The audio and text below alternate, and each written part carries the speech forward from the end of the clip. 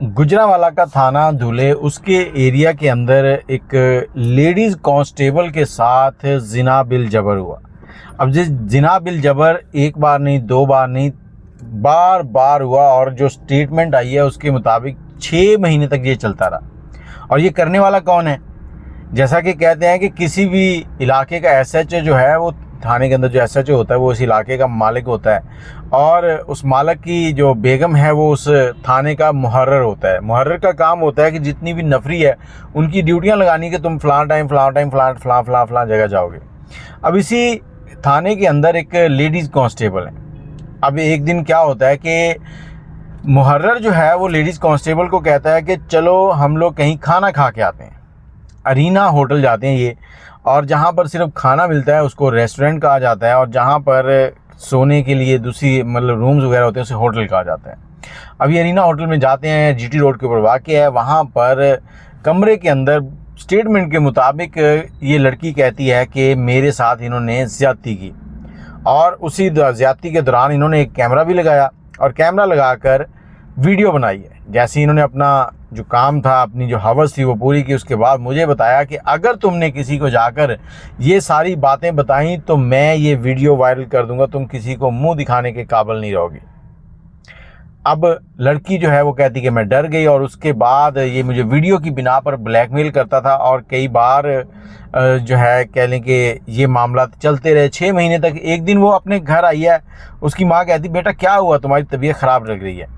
अब बेटी जो है वो बता नहीं रही माँ को। माँ ने बार बार इसरार किया तो बेटी ने माँ को बताया कि अम्मी वो मेरे साथ ये सारा मामला हुआ है, फ़लाँ वो मुहर्रर है, उसने मेरे साथ ये किया है। अच्छा, तो वो माँ ने कहा ठीक है बेटा, हम सारा देखते हैं क्या करना है। घर में जो बुज़ुर्ग थे उनको बिठाया गया, उनको सारी मामलात बताए गए, और फिर एक दरख्वास्त लिखी गई।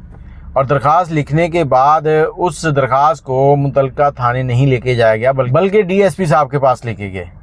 वो क्यों?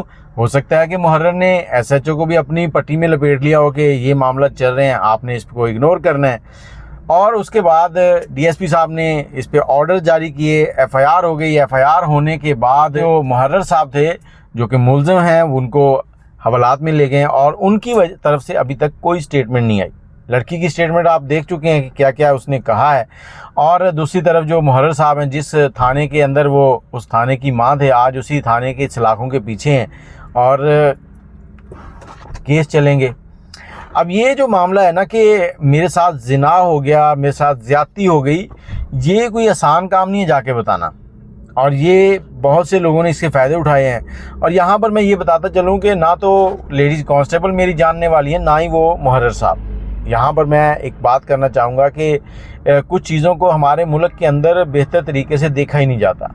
किसी ने भी जाके कह दिया ये काम हो गया तो उस पर एफआईआर हो जाती है। एफआईआर होने के बाद डीएनए रिपोर्ट्स आती हैं जो कि एक ही लेबॉरेटरी है, वहाँ से निकल के आनी है, और वो आने में 2 से 3 महीने लग जाते हैं। 2-3 महीने के अंदर जो लड़का है उसकी इज़्ज़त की धज्जियाँ निकल जाती हैं। और ये पहला वाक़या नहीं, इस तरह के बहुत से वाक़यात हो चुके हैं कि अक्सर लड़कियां लड़कों को ब्लैकमेल करने के लिए पहले जितने भी काम होते हैं सारे रजामंदी के साथ करती हैं, लेकिन कहीं ना कहीं जाकर जब लालच बढ़ता है, कोई ना कोई और मामला बनते हैं, तो फिर जाकर थाने के अंदर ये कहा जाता है।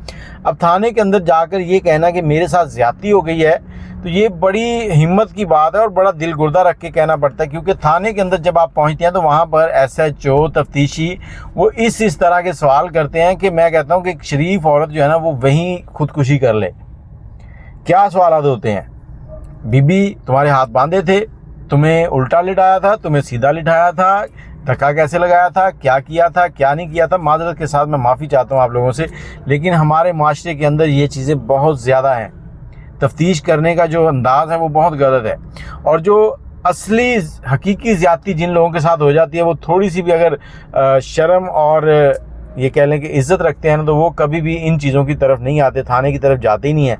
और दूसरी तरफ ये जो 2-2.5 महीने डीएनए की रिपोर्ट आने के होते हैं, इसी दरमियान में दोनों पार्टियां आपस में बैठकर रेट तय करती हैं, एक दूसरे को पैसे का लेन देन होता है और मामला ख़त्म, एफआईआर वापस ले ली जाती है। ये एक कमाई का ज़रिया भी बना रखा है कुछ धंधा करने वाली औरतों ने।